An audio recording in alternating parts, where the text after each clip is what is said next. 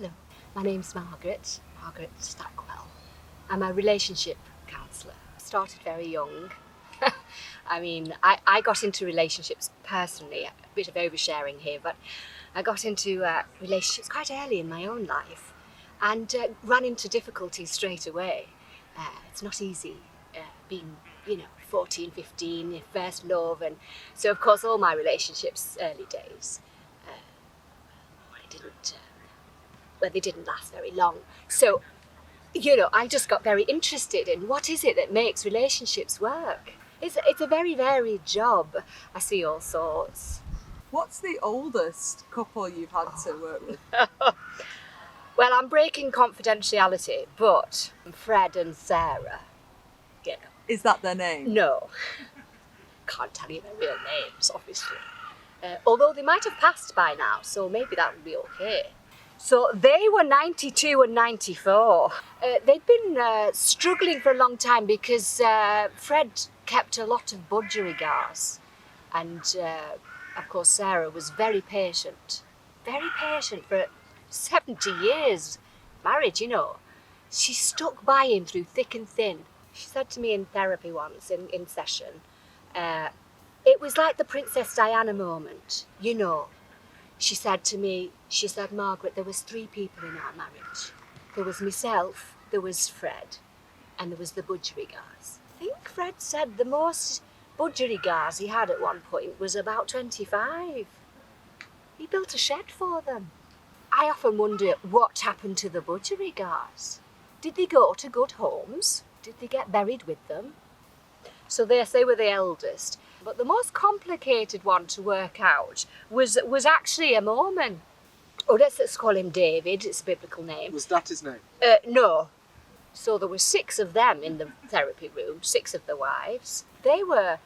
it was complicated because all the wives had all their own needs, and so did David. It's like, how do you match those needs up so that everybody's needs can be met? It's very difficult. How did you match up their needs?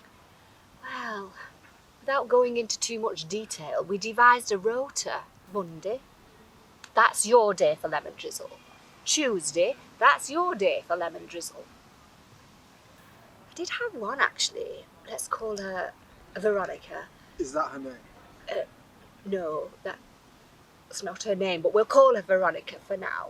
She had formed a very close attachment to a badger that was visiting her patio.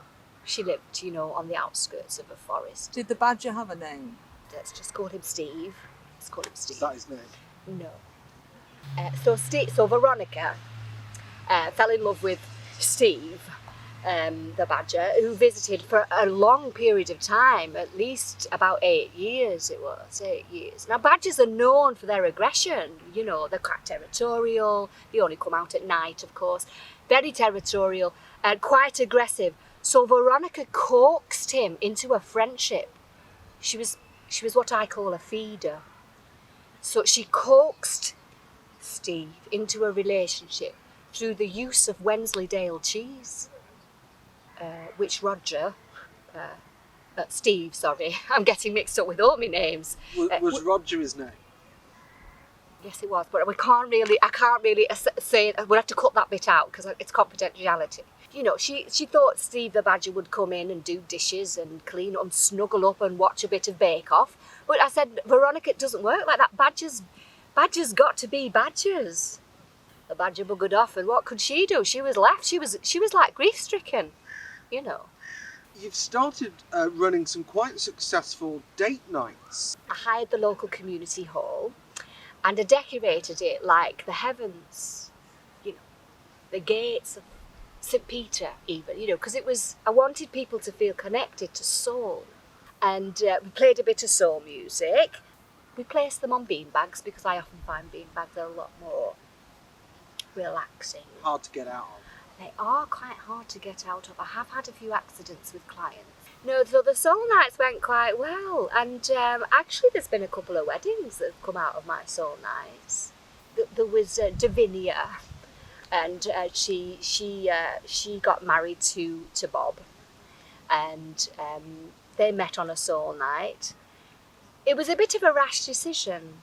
You know, they got a bit carried away with the soul music and the atmosphere on a soul night. So I think they got married a bit too soon, because within a fortnight they were in my offices talking about, you know, the problems, the issues of the marriage. And that must be quite interesting, being a relationship counsellor who has been involved pretty much from the start of a relationship to potentially the end of it. You know, I hadn't thought about that, but you're absolutely right. They did actually split up. They realised the folly of their ways. And there's nothing you could do to help? No techniques? Well, I think it was beyond repair. I did try. I mean, some people did comment that it was strange that during the soul night, the dating nights, you were handing out flyers for the relationship counselling. Was there a bit of a conflict of interest there? Well, no, it's very much in my interest. People have been saying that on those nights you were almost purposely matching up people who weren't compatible relationship partners. Well, people are going to talk, aren't they? People will people, you know. I mean, I do strongly refute that allegation. It's not in my interest to create people who are mismatched. No, actually, it is in my interest to. Some people might say that your role as a counsellor seems misjudged and misguided due to the fact that you yourself have had 6 marriages. I have to say that all of my separations and divorces have been very amicable. I mean, I counselled our way through them. I would see my husband at 2 p.m. and I'd listen to his probably unfounded allegations of my madness, and then I would talk to myself about it, counsel myself. Sadly, my heart's been broken many, many times in my life, but I rise again. Can you tell us their names? Well, there was Stephen, there was Sean, there was David, there was Matthew, and there was Tony, and the 6th one, oh no, what was his name? Was that their names? No, that wasn't that. But I just thought I would just. So, what advice would you give to a struggling couple? I could leave you my number if you'd like. I'm fine. Yeah, Thanks. I'll take it. What? Interesting.